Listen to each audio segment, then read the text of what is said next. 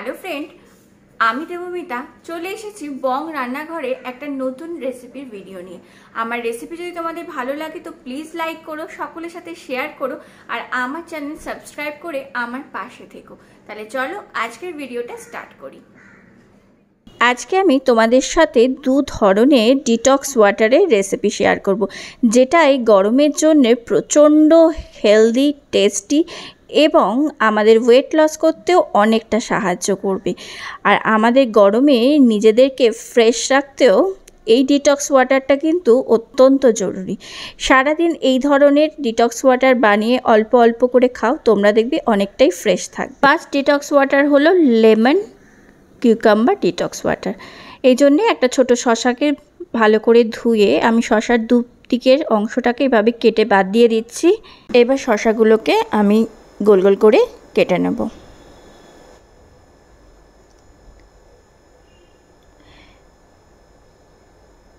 শশা কাটা হয়ে গেছে, এবার চলো স্টার্ট। আমি একটা কাঁচের গ্লাস জার নিয়ে নিয়েছি, তার মধ্যে প্রথমে শশার স্লাইসগুলো দিয়ে দিচ্ছি। এবার দিয়ে দিচ্ছি পাতিলেবু স্লাইস, আর দিয়ে দেবো কিছু পুদিনা পাতা। এবার দিয়ে দিচ্ছি চিয়া সিডস, আর দিয়ে দিচ্ছি জল।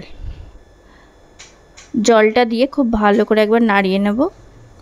এবার ঢাকা দিয়ে আমি 2-3 ঘন্টা রেখে দেব, তারপরে এটাকে আমি কিন্তু ব্যবহার করব। আজকে 7 detox water, watermelon lemon detox water. এই জন্যে আমি তরমুজ ছোটো ছোটো করে কেটে নিয়েছি পাতিলেবু আর পুদিনা পাতা। সেমভাবে একটা গ্লাস জারের মধ্যে আমি প্রথমে একটু তরমুজ দিয়ে দিচ্ছি পুদিনা পাতা, লেবু স্লাইস। এবার আমি জল দিয়ে দেবো। তোমরা চাইলে কিন্তু ঠান্ডা জলই ইউজ করতে পারো, কিন্তু আমি নর্মাল জল খাই বলে নর্মাল জলই ইউজ করছি। এবার একবার ভালো করে নাড়িয়ে ঢাকা দিয়ে 2-3 ঘন্টার জন্য রেখে দিতে হবে। 2-3 ঘন্টার পরে কিন্তু এগুলো খেতে হবে। 2-3 ঘন্টার জন্য আমি ঢাকা দিয়ে রেখে দেব। তারপর 2-3 ঘন্টা পর অল্প অল্প করে সিপ করে সারা দিন কিন্তু এই জলটা খেলে তোমাদের দেখবে অনেকটা রিফ্রেশ রাখবে এবং তোমাদের ওয়েট লসেও অনেকটা সাহায্য করবে। যারা ওয়েট লস করতে চাও তারা কিন্তু অবশ্যই এই ডিটক্স ওয়াটারগুলো কিন্তু খেও। তাহলে আজকের রেসিপি কেমন লাগলো অবশ্যই জানিও। রেসিপি ভালো লাগলে প্লিজ লাইক করো, সকলের সাথে শেয়ার করো, আর অবশ্যই সাবস্ক্রাইব করো বং রান্নাঘরকে।